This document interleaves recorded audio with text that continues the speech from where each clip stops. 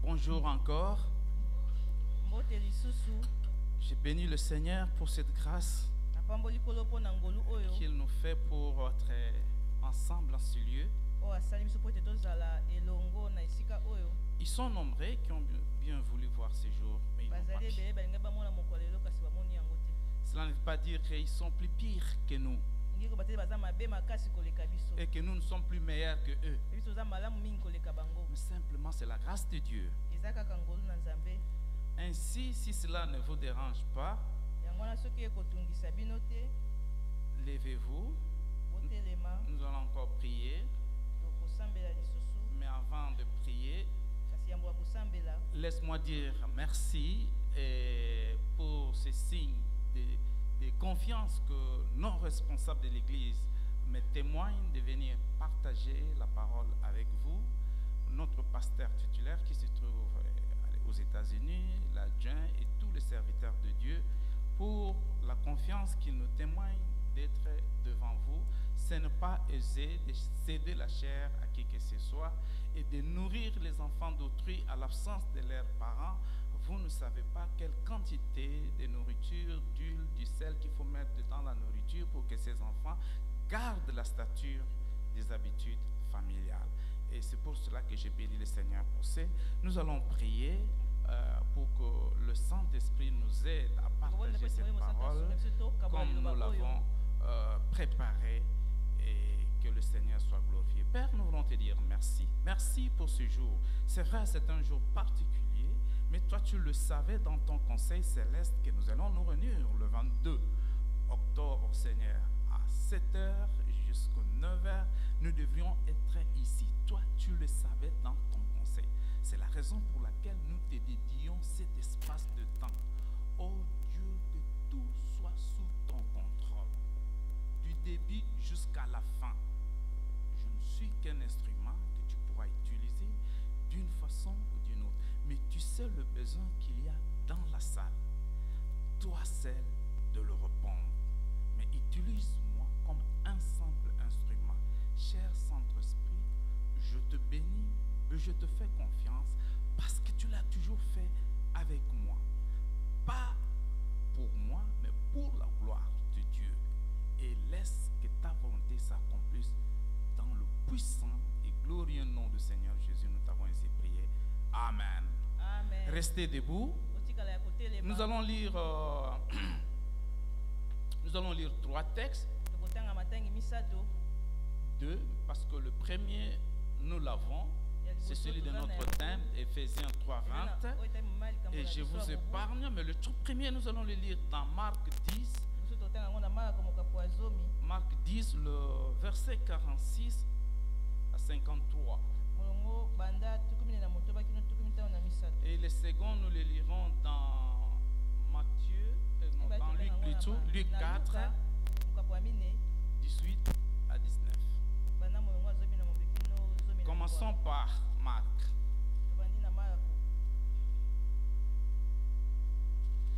Marc 10, verset 46 qui dit ceci. Ils arrivèrent à Jéricho.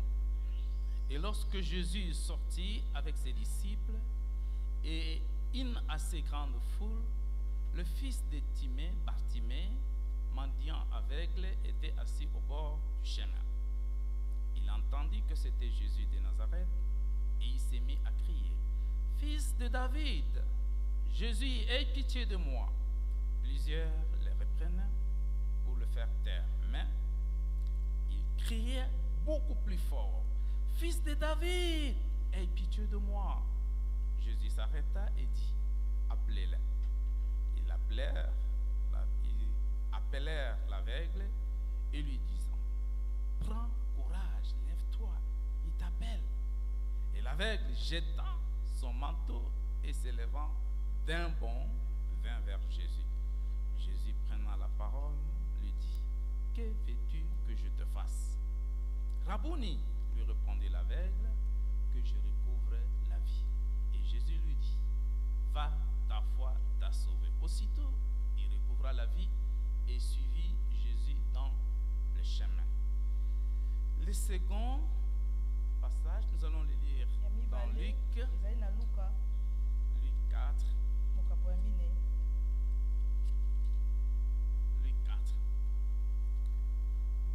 À partir du 18. L'Esprit du Seigneur est sur moi parce qu'il m'a oint pour annoncer une bonne nouvelle aux pauvres. Il m'a envoyé pour guérir ceux qui ont le cœur brisé, pour proclamer aux captifs la délivrance et aux aveugles le recouvrement de la vie, pour renvoyer libres les opprimés, pour publier une année de grâce du Seigneur. Version Louis II. Amen. Amen. Prenez place, bien-aimés. Nous savons que nous avons notre thème habituel. Réalise tes exploits avec Dieu par la puissance qui agit en toi. Mais ce matin, j'ai un sous-petit thème que j'intitule et que je tire de la première lecture.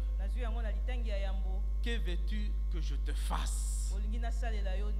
Si tu veux réaliser des exploits, que veux-tu que je te fasse? Cette question me l'est posée. De la même façon, si elle vous est posée, elle est posée à la nation congolaise. Oh Congo, je t'ai tout donné. Qu'est-ce que tu veux que je te fasse encore? Elle m'a aussi posé, mais Jean-Robert, je t'ai tout donné. Qu'est-ce que tu veux que je te fasse? Elle t'a aussi posé, je t'ai donné le mariage. Qu'est-ce que tu veux que je te fasse? Elle t'a aussi posé, je t'ai donné des enfants. Qu'est-ce que tu veux que je te fasse?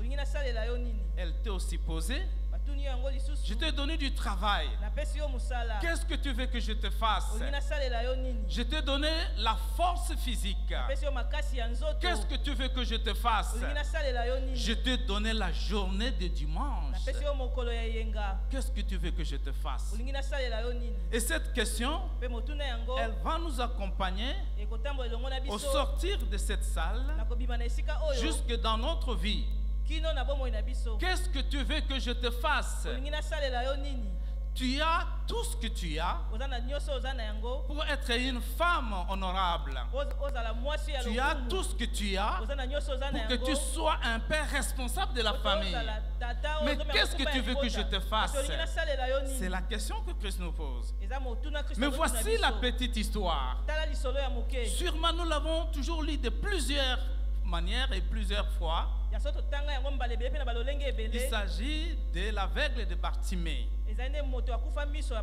Mais avant de comprendre cette histoire de Bartimée, il faut lire tout le chapitre. Il faut lire tout le chapitre. Vous allez comprendre cela en faisant la connexion avec Luc 4, 18 et 19 sur la mission de Jésus-Christ. En fait, Christ a déjà réalisé une partie de sa mission sur la terre. Et il reste une mission qui est tout à fait imminente. Qui est tout à fait imminente. La première des missions qu'il a accomplies, c'est celle-là qu'il nous dit dans Luc 4. Il dit: l'Esprit de Dieu est sur moi pour annoncer la bonne nouvelle. Il annonce la bonne nouvelle. À qui? À moi et à vous aussi.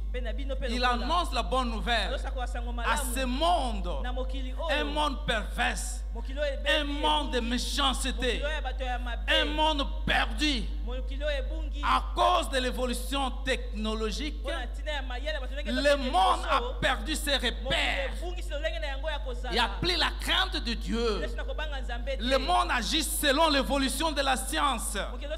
Et le monde agit selon la vie, la parole, et la parole qu'elle entend dans le monde. Et non pas la parole qui vient de Dieu. Et ce qui frappe nos yeux, ce qui captive notre attention, de ce que nous voyons, nous entraîne dans un comportement qui n'a plus rien à voir avec les enfants de Dieu. Et ce matin, Dieu dit, qu'est-ce que tu veux que je te fasse? Voici Jésus avec ses disciples. Il dit, montons à Jérusalem. Mais le miracle et l'événement s'est passé en Jéricho. Quand vous regardez la carte, vous allez constater que Jéricho se trouve au nord-est. Et Jérusalem est au sud en bas. Mais il dit, montons à Jérusalem. Mais il y a une contradiction. En réalité, il n'y a pas de contradiction. Dieu est esprit. Il est omnipotent. Il est omniscient. Dans le livre d'Ésaïe, nous allons le voir, il dit, avant que tu n'ouvres la bouche, je t'ai déjà répondu.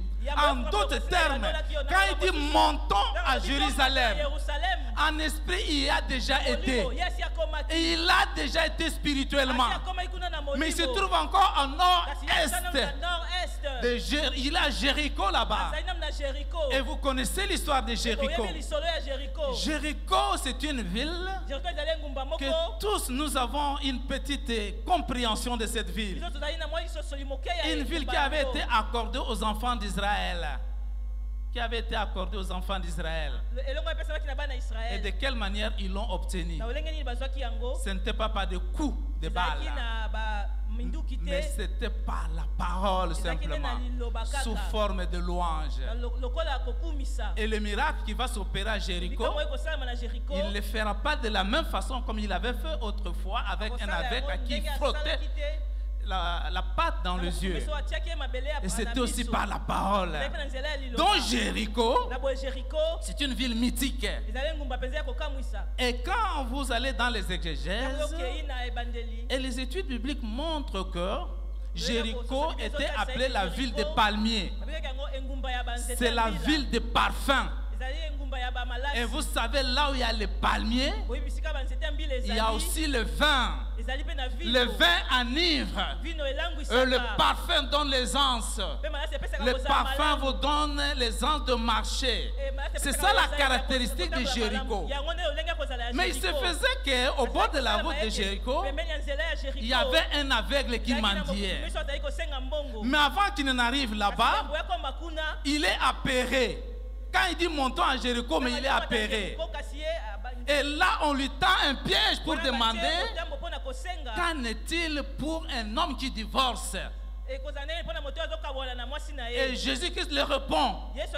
Au commencement, il n'était pas question de ça.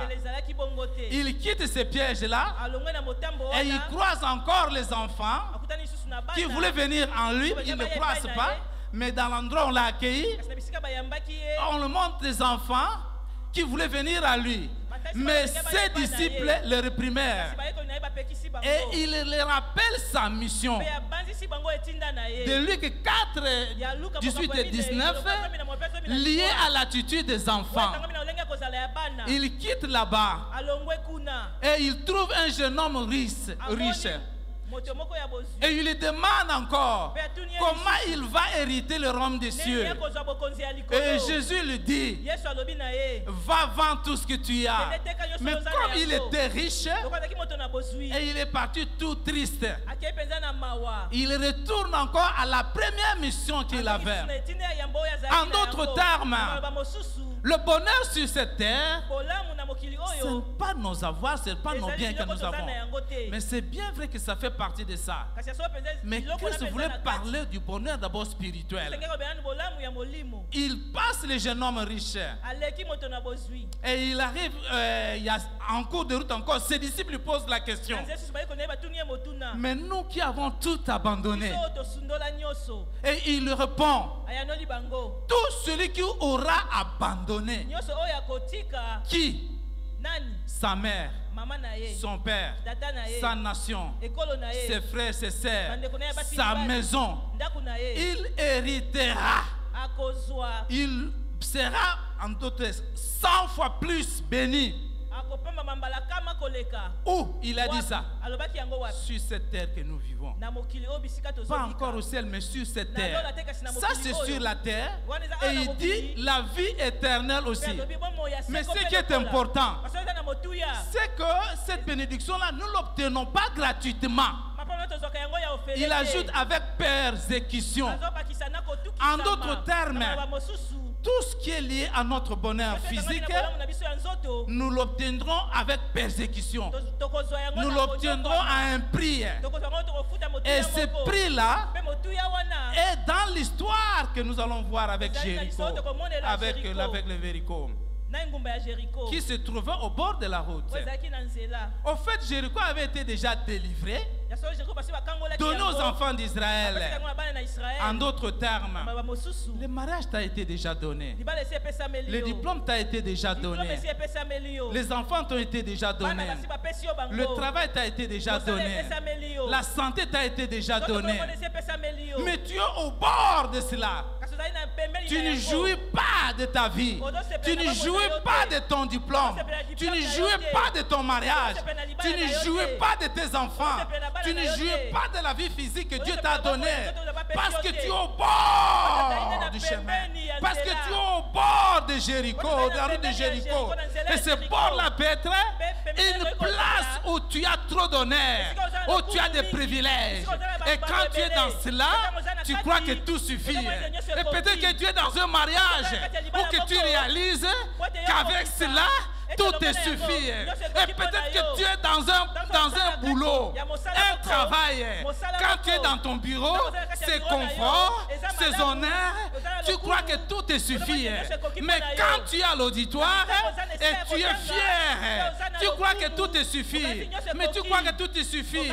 Mais il y a une chose plus importante. C'est ce que tu ne vois pas. C'est ce que tu ne vois pas. Tu es en train de mendier. Tu aurais pu bénéficier comme un enfant légitime de la maison. Mais tu mendies. On te jette les miettes. On te jette un peu seulement. On te jette ce qui ne te convient pas à cause de ta condition physique. D'un aveugle limité qui n'a pas de choix. Il ne peut pas faire le choix. Il est obligé d'accepter ce qu'on lui donne. Et c'est peut-être ta condition ce matin. Et c'est peut-être la condition de ta famille ce matin. Et c'est peut-être la condition de ce pays. Quand nous regardons tout ce qu'il y a dans ce pays, les richesses potentielles que nous avons, mais nous n'avons que le miette. On ne jette que les miettes. On a transformé le pays en atelier de multinationales. Et ce sont que des miettes qu'on nous donne. Et le Seigneur nous pose une question ce matin. Que veux-tu que je te fasse? Que veux-tu que je te fasse? Que veux-tu que je te fasse? Tu ne vois pas. Mais tu entends seulement. Tu entends seulement. Oh, c'est bien que tu entends. Mais est-ce que ce que tu entends, est-ce que ça te donne la paix? Est-ce que ça te donne la dignité? Est-ce que ça te rend fier? C'est que tu entends. Qu'on te dise toujours, Abalakate. Abalakate n'a pas d'enfant et il ne voyage pas, il ne travaille pas. Est-ce que cela te donne la paix? Est-ce que cela te donne la fierté? Voilà, nombreux ont profité de cela pour transformer l'évangile, qui est devenu non pas l'évangile de façonner l'homme spirituel, mais l'évangile d'avoir, mais l'évangile d'obtenir, mais l'évangile de posséder, mais l'évangile de prospérité. La postérité n'est pas une mauvaise chose, mais la façon dont on nous le montre, ça peut avoir des conséquences sur notre relation et la mission que Christ a eue. Il a eu une mission de nous annoncer la bonne nouvelle. Laquelle la bonne nouvelle? L'homme a été créé à l'image de Dieu. Et l'homme ressemble à Dieu. Et l'homme peut faire comme Dieu. Et l'homme peut transformer comme Dieu. Mais non pas transformer un homme à un animal, à ne pas transformer un homme à un objet, et transformer un homme à une occasion de satisfaire les désirs. Ce n'est pas ça la mission de Christ. Ce n'est pas ça la mission que Christ a reçue.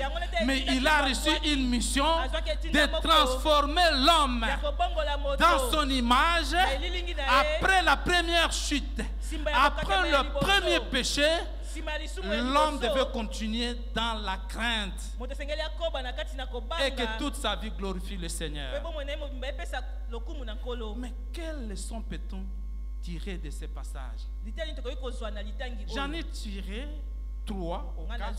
Si on n'a pas le temps, on verra à la 4e. La première des leçons, c'est le Saint-Esprit. L'Esprit de Dieu. C'est avec l'Esprit de Dieu que nous pouvons réaliser les exploits. C'est avec l'Esprit de Dieu que nous pouvons entendre et comprendre et faire la distinction entre ce qui vient du monde, ce qui est de notre conviction, avec ce qui vient de Dieu. Je vous pose la question, bien-aimé. Quelle est la dernière fois que le Saint-Esprit t'a convaincu que ça c'est un péché? Quelle est la dernière fois que le Saint-Esprit t'a montré que ça c'est la mauvaise compagnie? Quelle est la dernière fois que le Saint-Esprit t'a convaincu que tu es orgueilleux, que tu es hypocrite, que tu es menteur, que tu es un impudique, que tu es un ivrogne et que tu es ceci, cela? Quand est-ce que le Saint-Esprit pour la dernière fois t'a convaincu de cela? Le premier exploit à faire, c'est de comprendre ce que le Saint-Esprit nous révèle, les réalités de notre vie. Nous pouvons les cacher aux hommes, mais nous ne cacherons pas celui qui nous a créés. Nous pouvons les cacher à ceux qui nous observent, mais celui qui nous a créés, il le sait. J'ai béni le Seigneur. Il y a le pasteur Awazi dernièrement qui a prêché ici. Il nous a parlé dans Jean. Il dit tous ceux qui sont en Christ, et ils ne pêchent plus. Mais si nous arrivons à pécher, nous avons un Père. Mais dès lors qu'il y a certains péchés que le Saint-Esprit ne nous révèle plus, il y a un problème. Il y a un problème. Je ne pourrais pas courir qu'on m'impose les mains pour que je sois béni. Je ne peux pas courir pour qu'on m'impose les mains, que mes enfants soient bénis, que mon travail soit béni et que mon pays soit béni. Mais moi-même qui viens chercher ça, je ne suis pas dans les conditions exigées. Il n'y a pas de connexion entre moi et Dieu. Ça ressemble à un canard qu'on verse de l'eau, mais qui n'atteint pas son corps. C'est sûrement sur le plume. Et tout ce que nous faisons, bien aimés, si le Saint-Esprit n'y est pas, ça devient du pire théâtre. Ça devient du pire théâtre. Tout ce que nous faisons, tout ce que nous disons, si cela n'est pas accompagné du Saint-Esprit, nous sommes en dehors de la volonté de Dieu. Les actes de Dieu, et l'œuvre de Dieu est premièrement convaincu par le Saint-Esprit. Christ dit, l'Esprit de Dieu est sur moi. Il m'a oint. Et ensuite, il déclenche ce que pour annoncer la bonne nouvelle, pour guérir le cœur brisé, pour délivrer les captifs, renvoyer libres les aveugles. Oh bien-aimés, nous pouvons beau nous tenir ici, comme je suis en train de le faire là. Je peux beau vous parler dans un bon français, quoi que ce soit, mais si ce que je fais n'est pas accompagné du Saint-Esprit, je perds mon temps et je vous abuse aussi. Parce que la source qui sort cette parole, elle n'est pas digne. En d'autres termes, c'est de l'eau sale qui sort dans un tuyau qu'on a mis des éponges. Et quand ça tombe de l'autre côté, cette eau-là sort claire. Mais elle n'est pas filtrée. Mais elle n'est pas sainte. Simplement, on a mis des éponges pour que toutes les poussières s'arrêtent là-bas. Mais l'eau en soi, elle n'est pas pire.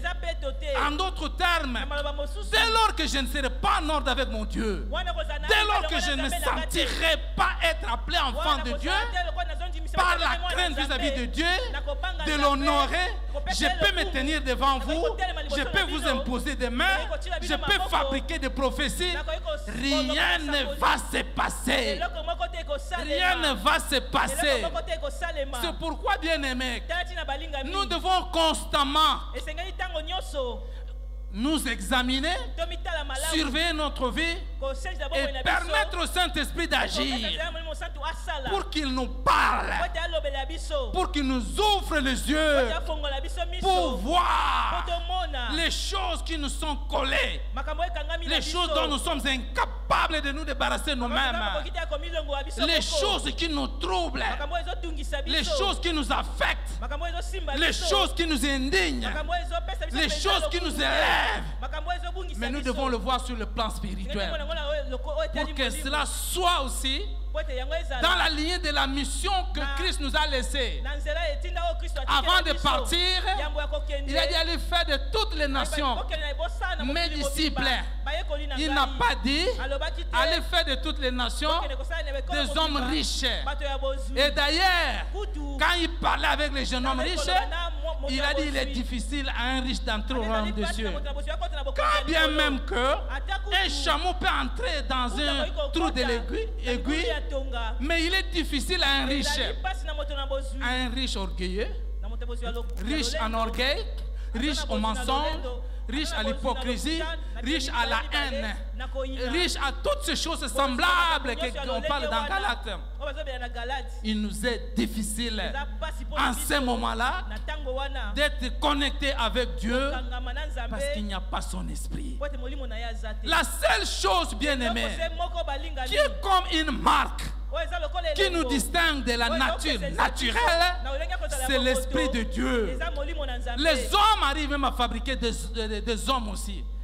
Par la technologie, il y en a qui ont commencé à parler avec des voix qu'on est en train d'assimiler. Il y en a qui mouvent, il y en a qui peuvent faire tout. Ils changent même le sexe. Ils peuvent même mettre un enfant dans le ventre d'un homme jusqu'à 9 mois. Mais il y a une chose, bien aimée, l'Esprit de Dieu. L'Esprit de Dieu. L'Esprit de Dieu.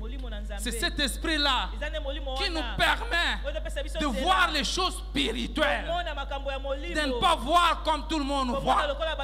C'est la raison pour laquelle on considère cela comme une folie pour moi. On considère ça comme une folie, bien-aimé. Et quand l'Esprit de Dieu te parle, il grave ça dans ton cœur et il modèle et dicte ton comportement. L'Esprit de Dieu ne parle pas au hasard. Je me souviens encore quand j'étais étudiant, quand je voulais me marier, j'ai écouté la parole de Dieu. Mais je ne suis pas allé dire à ma fiancée, à mon actuelle épouse, que Dieu m'a dit ça. Ça, c'était moi. C'est le secret. Et quand tu as le secret du Saint-Esprit, tu resteras ferme. Comme la Bible nous dit, ceux qui sont fermes dans le Seigneur, ils ne t'attendent point. On ne peut pas te voir aujourd'hui ici, demain là-bas, et la main de l'autre côté. Vous restez ferme parce que l'Esprit qui vous a dit, c'est l'Esprit de Dieu. C'est l'Esprit qui vivifie. C'est l'Esprit qui guide. On dit que Christ était guidé par l'Esprit jusqu'au désert pour se faire tenter. De la même façon, l'Esprit le conduit à Jéricho, mais il dit montons à Jérusalem, parce que lui-même aussi était esprit. Il voyait déjà tout ce qui était là. De la même manière, quand ses disciples lui disaient, mais si ton ami dort, laisse-lui dormir. Il dit non, je parle de dormir de la mort, parce qu'il voulait se rendre à Béthanie pour ressusciter Lazare. Mais il allait ailleurs. Il voyait déjà ce qui s'était passé à Béthanie. De la même façon, à un futur, il voit ce qui sera ton mariage. Il voit ce que sera tes enfants. Il voit ce que sera la suite de ta carrière. Il voit la suite de ce qui sera ton ministère. Il voit ça déjà. Mais il t'envoie d'abord ailleurs. Il t'amène d'abord ailleurs. Il dit allons par là. Mais il voit déjà la finalité. De la même manière qu'il a fait avec Joseph. Il savait qu'il allait être le premier ministre. Il savait qu'il allait faire ceci, mais il l'amène d'abord dans la voie de la haine, de l'hostilité, de ses propres frères, des tentations, et de mépris, et même de la prison, avant qu'il amène la finalité de l'élever. Et ce matin aussi, la première des choses, si nous voulons réaliser des exploits, c'est d'abord l'Esprit de Dieu. Oh, toi qui me regardes à la télévision là-bas, la dernière fois que le Saint-Esprit t'a parlé au sujet de tes documents, au sujet de ton voyage, au sujet de ta femme, au sujet de tes enfants, relève de quel jour? Rêve de quelle année? Y a-t-il connexion ou y a eu interruption entre toi et Dieu? Le Saint-Esprit a-t-il cessé de te parler? Il continue à te parler. Et qu'est-ce qu'il t'a dit? S'il t'a dit quelque chose, cela doit dicter ton comportement. Et ce matin encore, il te pose la question: que veux-tu que je te fasse? Mais maintenant que je t'ai donné le Saint-Esprit, maintenant que tu vois, maintenant que tu couvres les choses spirituellement, qu'est-ce que tu veux que je te fasse? Qu'est-ce que tu veux que je te fasse? Vas-tu te limiter là, à voir les démons partout, à voir les sorciers partout, à combattre éternellement? Qu'est-ce que tu veux que je te fasse? Deuxième leçon, c'est la parole, bien-aimé. Et ici, la parole, je la subdivise en deux temps. D'un côté, la parole de Dieu, qui est Dieu lui-même, comme il a été écrit. Au commencement était la parole, et la parole était avec Dieu, et la parole était Dieu. Donc tout a été créé par la parole, et rien n'a été créé sans elle. De la même façon, bien aimé, cette même parole, elle peut créer en nous les choses qui n'existaient pas. J'étais un homme violent, j'étais un homme colérique, mais la parole a créé en moi la douceur et la patience. J'étais impatient dans ma vie, mais la parole m'a transformé pour me rendre un homme patient. J'étais un homme impulsif, mais je suis devenu un homme modéré. En d'autres termes, c'est grâce à la parole. En d'autres termes, c'est grâce en Jésus-Christ qui s'est fait chair à moi, et il a transformé ma vie. Deuxième sorte de parole, c'est la parole des hommes. La parole des hommes. Et cette parole, elle peut être sous plusieurs formes. Elle peut être sous forme d'une demande. Elle peut être sous forme d'une supplication. Elle peut être sous forme d'une exclamation. Elle peut être sous forme d'une interrogation. Elle peut être une forme de jugement aussi. Et elle peut être sous forme de cantiques, de chants, d'adoration, de louanges. Et tout ça, c'est la parole. Et tout ça, ce sont des formes de parole. Et cette parole, elle peut aussi nous justifier. Elle peut aussi nous catégoriser. Ma façon de parler peut directement me catégoriser. Ma façon de parler peut aussi me distinguer. N'est-ce pas, on a parlé à Pierre. Oh, il parle comme un Galiléen. Oh, il parle comme les disciples de Christ. Est-ce qu'aujourd'hui, peut-on nous reconnaître comme les disciples de Christ dans notre façon de parler?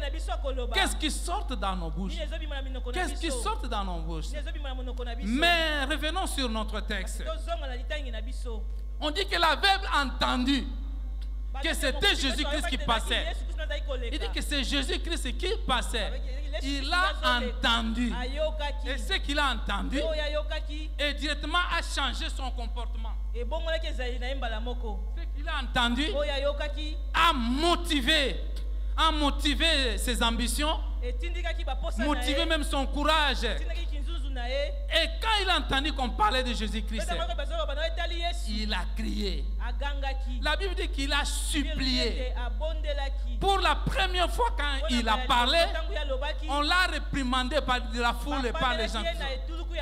Bien aimé, il en est de même avec la parole de Dieu qui est Christ en nous. Quand nous avons Christ en nous, nous ne serons pas aimés.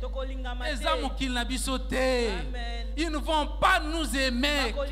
Toutes les fois que nous parlerons de lui, toutes les fois que nous parlons de lui, à ceux avec qui nous voulons nous attacher, viendra une distance. Si pour l'aveugle, il y a eu l'hostilité, il y a eu l'adversité, mais pour nous, peut-être ça sera le rejet, peut-être ça sera la rupture. Oh, parce que tu es allé là-bas, oublie-moi dans ta vie. Je m'en fous.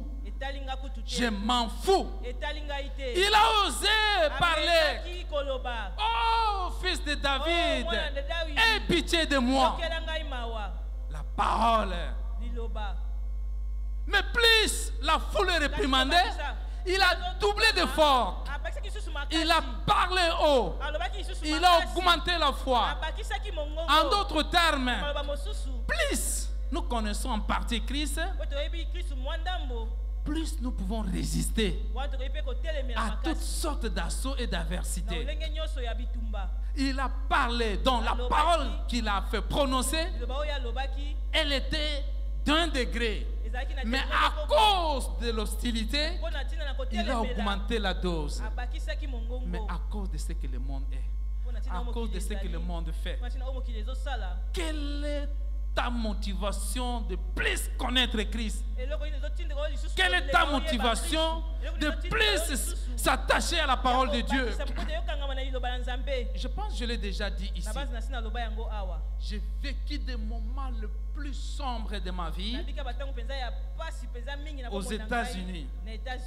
Bien aimé, je faisais 2 jobs et j'étudiais. Et j'étais aussi l'assistant de notre pasteur. Et j'avais aussi des charges politiques. Ce n'était pas facile.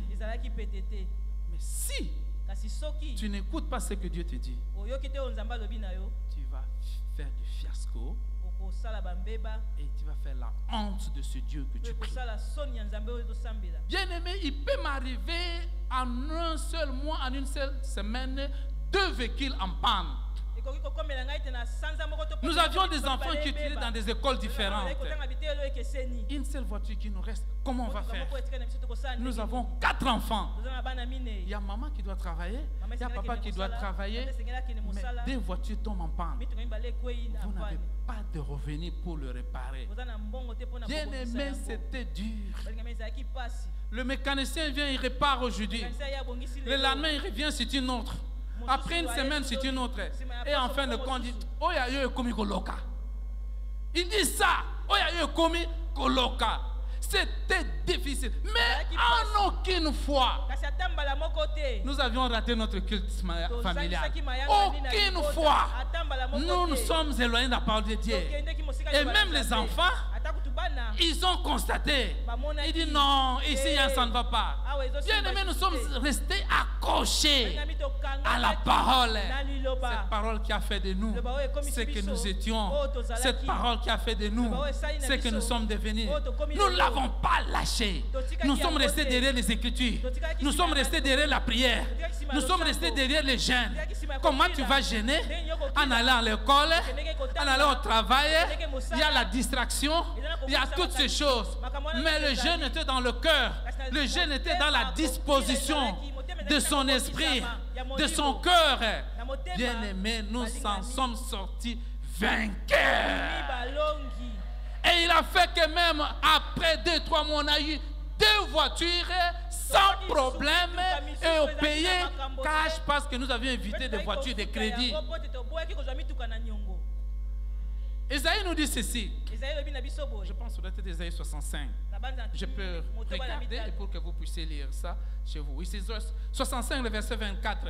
Il dit, avant même que tu n'ouvres la bouche, je t'ai exaucé. Mais tu ouvres la bouche pour faire quoi? N'est-ce pas pour parler? Parler. Si vous parlez et que cette parole sort du Saint-Esprit, accompagnée du Saint-Esprit, elle va être connectée. Elle sera connectée avec celui qui te la donne. Mais celui qui te la donne, c'est lui-même. Ça n'est pas fini, bien-aimé. Quand je suis rentré du pays, j'arrive à l'aéroport, l'Esprit me dit, tu ne dis à personne que tu es arrivé, tu ne vas pas en famille ou bien chez les amis de ton consort. Tu te renfermes. 3 jours. À jeûne, à sec, tu vas prier. Mais ça, c'est pas facile, c'est pas aisé. Il faut maintenant parler.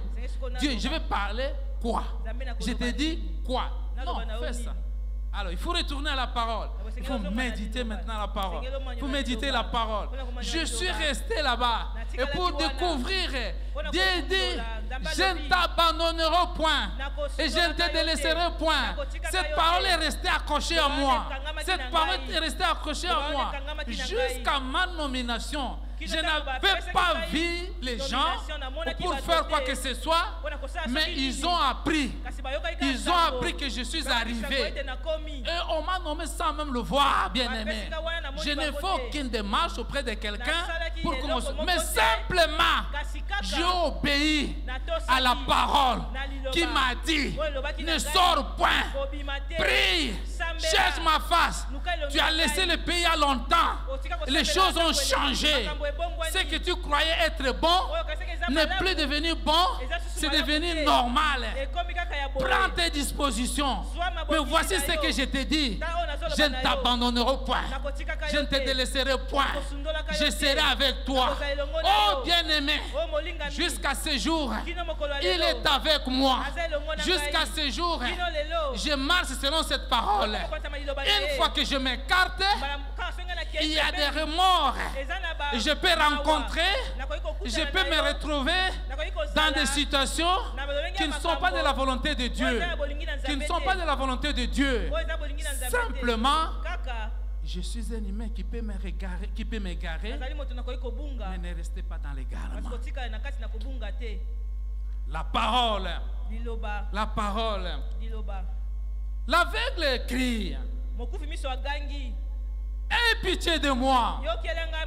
Et celui qui avait reçu la mission de recouvrer la vie, il ne savait pas. Il était Dieu. Il voyait tout. Il connaissait tout. Pourquoi il a posé la question, que veux-tu que je fasse? Mais voici la réponse de... J'étais très étonné. Il pouvait dire, Sungangai, que j'ai quelque chose à manger. N'est-ce que c'est pour cette journée, mon collègue, les gars? Mais il dit que je recouvre la vie. Oh, bien-aimé. Qu'est-ce qui est plus important que d'avoir le jeu spirituel? Et je me souviens d'un cantique qui est chanté en Kikongo. Kangola mesoina. Kanga mesoyai. Ngeta mona nkembo yanza. Ouvre les yeux spirituels. Oh Congo, ouvre les yeux pour voir la gloire de Dieu à travers ce qu'il t'a donné. Mon frère, ouvre les yeux spirituels. Tu verras ce qui est caché derrière tes enfants. Ouvre les yeux spirituels. Tu verras ce qui t'attend dans ta carrière. Ouvre les yeux. Tu verras ce qui est caché derrière ton ministère. Ouvre les yeux. Tu verras ce qui est caché derrière tes amis. Et les yeux spirituels. Il n'a pas demandé les choses physiques.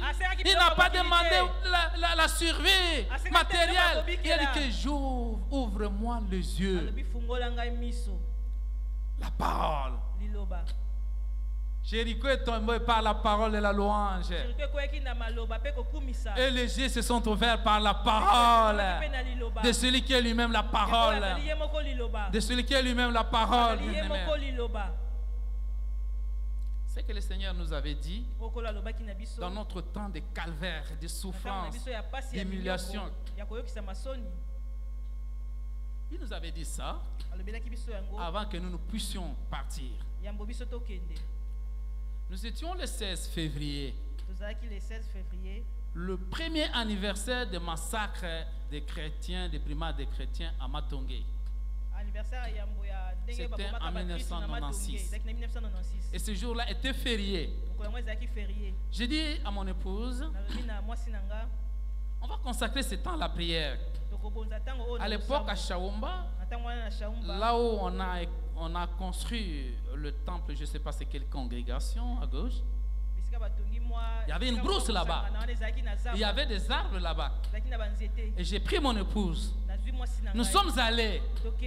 Nous nous sommes agenouillés sous un arbre. Nous avions prié. Et il est 10 heures. À 10 heures, je reçois une parole. Et c'est cette parole qui a modélé ma vie, m'a conduit jusqu'aujourd'hui. Sur ce que le Seigneur me dit. Le Seigneur me donne une assurance. Il me donne une assurance de ce qu'il fera de moi. Il dit, ça ne sera pas pour toi, mais je le fais pour plusieurs qui viendront à toi. Je le ferai pour plusieurs qui viendront de toi. Et je peux vous l'avouer, bien-aimé, j'ai fait des choses auprès des personnes que je n'ai jamais fait à ma famille. Cela ne veut pas dire que je n'aime pas ma famille. Cela ne veut pas dire que je n'aime pas ma famille. Mais il y a des choses que je fais à des personnes qui connaissent des tiers. Aucun membre de ma famille ne l'a jamais bénéficié. Mais ça ne m'appartient pas. C'est celui qui me les a donnés et qui m'a donné cette parole et qui me demande de faire ça. C'est la raison pour laquelle ma vie est toujours modélée derrière les paroles que je reçois. Quand nous étions des premières années de notre mariage, nous recevons la même parole avec mon épouse. Le Seigneur nous parle, nous étions en prière. Et pourquoi j'associe toujours mon épouse? C'est ma partenaire, ma conseillère. Et parce que la Bible dit, celui qui a trouvé une femme trouve bonheur. C'est pourquoi elle est pour moi mon bonheur. Et Dieu nous donne beaucoup plus de choses en commun qu'individuellement. Dans les statistiques de nos bénédictions dans notre foyer, nous avions été plus bénis en couple qu'individuellement. C'est la raison pour laquelle, quand Christ répondait aux gens qui l'ont posé la question à Béré concernant les divorces, il ajoute plus bas là-bas. Il dit c'est la raison pour laquelle l'homme quittera sa famille, la femme quittera sa famille et les deux s'attachant deviendront une seule chair. C'est la raison pour laquelle. Alors, je ferme la parenthèse, je reviens. Nous prions avec le Seigneur et avec mon épouse. Évidemment, je viens aussi de perdre encore mon travail. Ce n'était pas facile pour nous. Nous avions traversé des moments compliqués dans la vie, bien-aimés. Mais c'est tout à fait normal. Pour dire, ce que vous rencontrez est dans la volonté de Dieu. D'autant plus que vous n'avez pas péché. Quand vous lisez les psaumes 46 ou 44, je peux me tromper. Il dit, quand bien même que le flot de la mer écume, les flots là peuvent être des vagues, des problèmes, des situations de problèmes qui écument et se transforment à des courants d'eau violentes capables de traverser les montagnes. Il y a des fleuves qui se créent aussi. Et le cri de ces fleuves-là monte à la cité de Sion, au trône de David. En d'autres termes, bien-aimés, dans les épreuves que Dieu autorise, s'il n'y a pas de louange, s'il n'y a pas d'adoration, revoyez la situation, bien-aimée.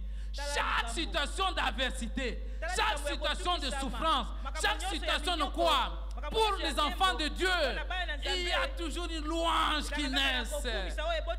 Et c'est ça la signification d'avoir le Saint-Esprit avec soi. C'est ça qui vous fait comprendre que ça c'est Dieu. Ça ce n'est pas les hommes.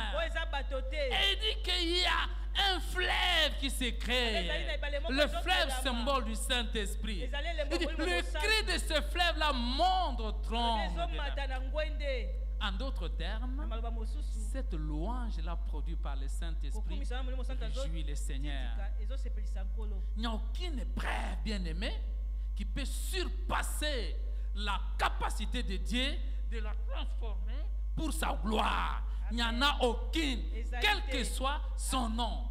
N'importe quel genre d'épreuve, Dieu est capable de la transformer pour sa gloire.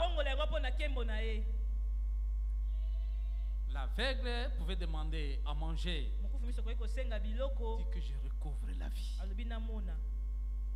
Qu'est-ce que Dieu lui dit? Ta foi t'a sauvé. Mais il y a quelque chose qui m'a tiqué. Avant que Christ lui demande, les mêmes personnes qui le réprimandaient lui demandent de prendre courage. Est-ce que vous vous souvenez que c'est toujours dans ces Jéricho que Dieu disait à Josué, fortifie-toi, prends courage. Je ne connais pas ton Jéricho, mais il y a une chose que le Seigneur dit, prends courage. Prends courage. Je ne sais pas ton Jéricho. Je ne connais pas le bord de la route où tu te trouves. Mais ce qui est vrai, Christ voit ça.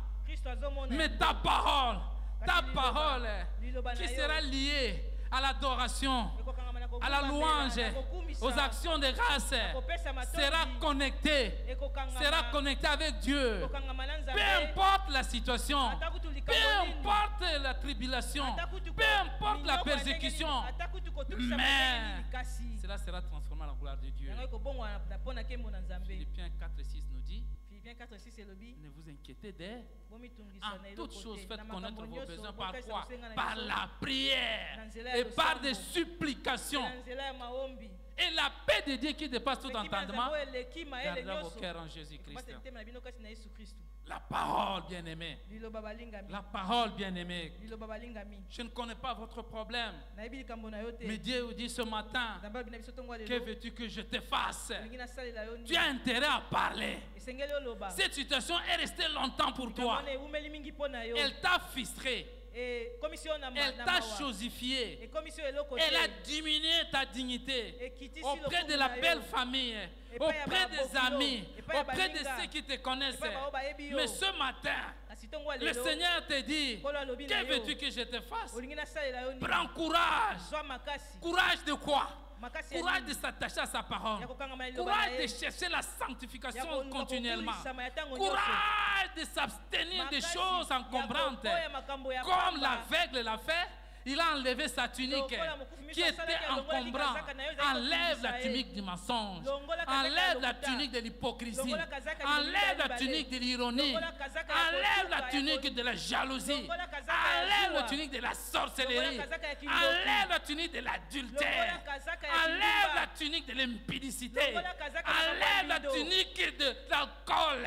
Enlève la tunique de la tricherie. Enlève toutes ces tuniques qui ne te rendent pas confortable de te présenter devant le Seigneur. Et comme la Bible le dit, qui peut monter à la montagne de l'Éternel si ce n'est que celui à qui Dieu a pardonné et dont les lèvres sont pures.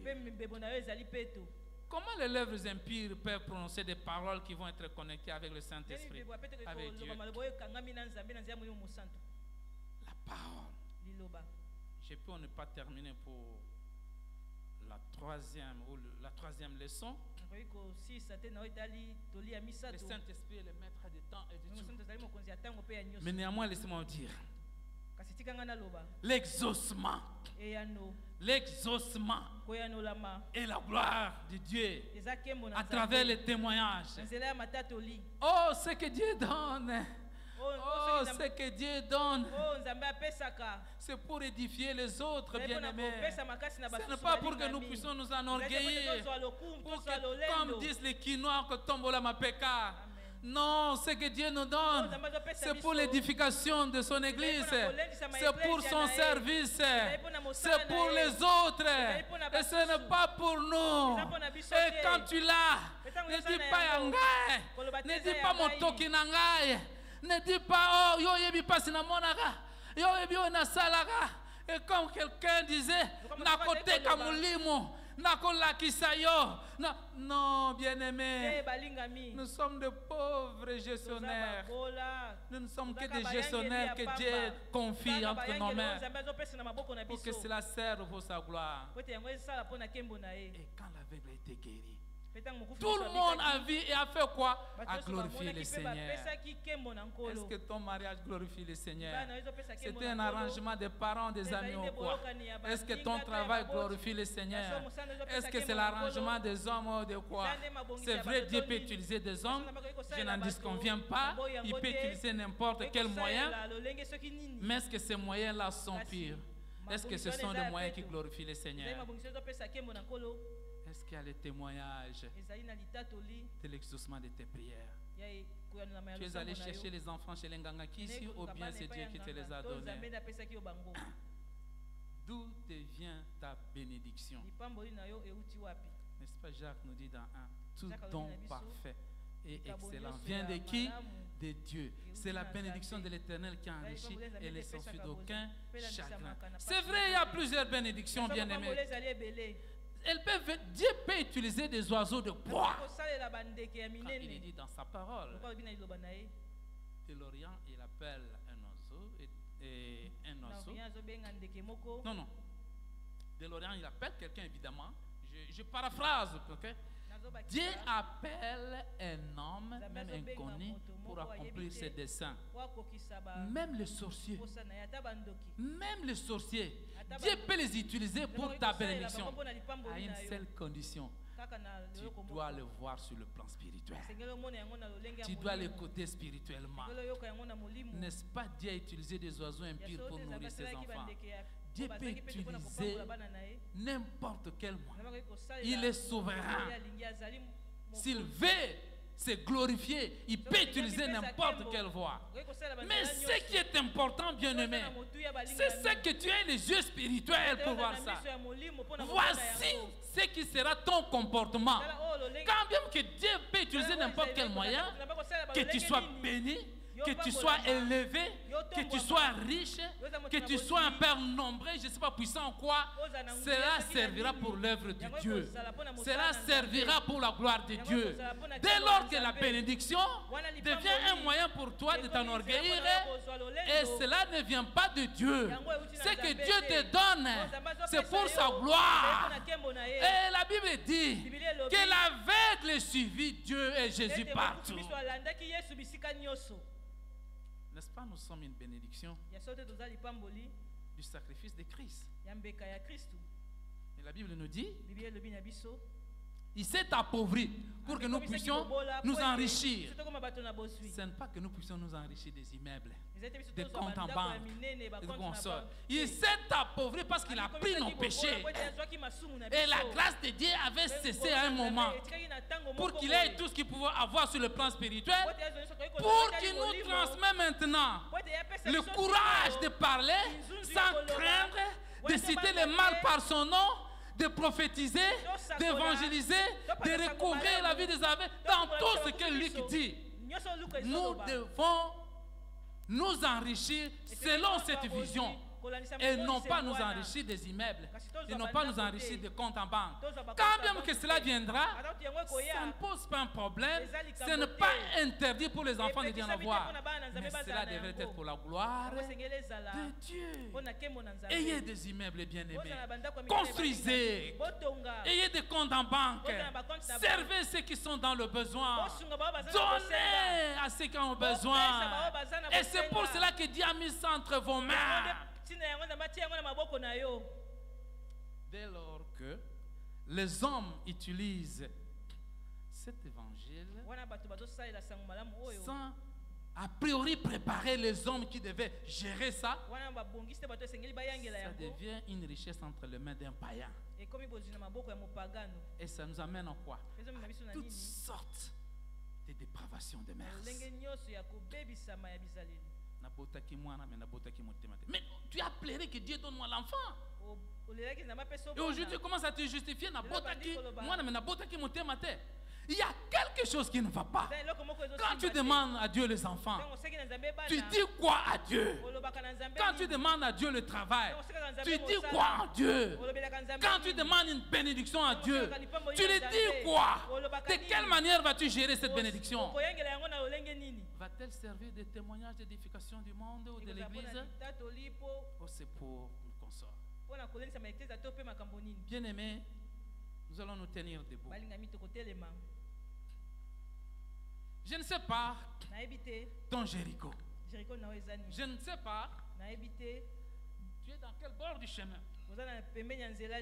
Je ne sais pas. La dernière fois que le Seigneur t'a ouvert les yeux pour voir ce que ton mari et ta femme la nuit, pour voir ce que sont tes amis. Je ne sais pas la dernière fois, bien-aimé, que le Seigneur t'a parlé. Il n'arrive plus à te parler parce que tu as une tunique que tu dois d'abord débarrasser. Et cette tunique-là t'empêche d'être humble. Tu es celui qui connaît tout. Tu es celui qui sait tout. Mais ce matin, Dieu te dit, que veux-tu que je te fasse? Mais prends le courage de dire à Dieu que je recouvre la vie. Peut-être qu'il y a des choses. Nous sommes debout, bien-aimés. Il y a des choses que tu aimerais abandonner, mais de ta propre force, tu n'arrives pas. N'hésite pas, viens devant. S'il y a des hommes de Dieu qui vont prier pour toi. Le courage que Dieu te demande, c'est cela. Tu as beau essayer, mais tu ne t'en sors pas. Mais aujourd'hui, Dieu te demande, que veux-tu que je fasse? Tu ne fais pas pour me plaire. I don't need it, I don't want it. Je n'ai pas besoin de ça. Ce n'est pas pour me plaire. Même là où tu es, tu peux simplement lever ta main. Je te vois plus que tout le monde. Il y a des choses qui se sont construites une tunique en toi que tu es incapable de te débarrasser. Sois sincère devant Dieu. Vous n'êtes pas là pour me plaire. Tu as étouffé le Saint-Esprit. Tu l'as attristé. Tu as éloigné la parole de Dieu. Je ne sais pas combien de fois tu as déjà médité la parole de Dieu et t'as genouillé, prié en fonction de ce que le Saint-Esprit t'a dit. Que chacun de nous ce matin parle. Dieu te pose la question. Que veux-tu que je te fasse? Qu'est-ce que tu veux que je te fasse dans ta propre vie, dans ta famille, pour que ta famille voie que tu appartiens à Dieu et que tu es le serviteur de Dieu, que tu es la servante de Dieu, que tu es une bénédiction de Dieu. Parle, mon frère, parle, ma soeur, parle, ne t'étais pas. Et tu n'es pas venu ici pour les hommes. Ne regarde pas qui est à ta gauche, qui est à ta droite. Parle en toi-même là où tu es. Parle pour tes enfants. Parle pour l'avenir de tes enfants. Parle pour leur mariage. Parle à Dieu. Si tu peux dire, Seigneur, merci aussi pour la bénédiction que tu nous as donnée. Nous allons te glorifier à travers ça. Vous transformez ça aussi à des lieux de prière où les gens viennent et n'ont pas fermé cette maison. On l'ouvrira que le jour du deuil. Non, bien-aimé. Parle au Seigneur. Parle. Parle. Ne te tais pas. Le lendemain dépend du courage d'aujourd'hui que tu prends. Et de ce que tu rejettes. Si tu estimes que tu es bien, ça va, reste, ne dis rien, calme-toi. Mais si tu constates qu'il y a quelque chose, c'est peut-être auprès des enfants, c'est peut-être auprès de la famille, c'est peut-être auprès du pays, parle. La Bible dit, avant que tu n'ouvres la bouche, je t'ai écouté, avant que tu ne cesses de parler, je t'ai exaucé. Et le Seigneur reprend maintenant de nous exaucer, de nous parler et de nous instruire et de modeler notre vie, la façon de faire et la façon d'agir pour la gloire de Dieu. Prions, prions.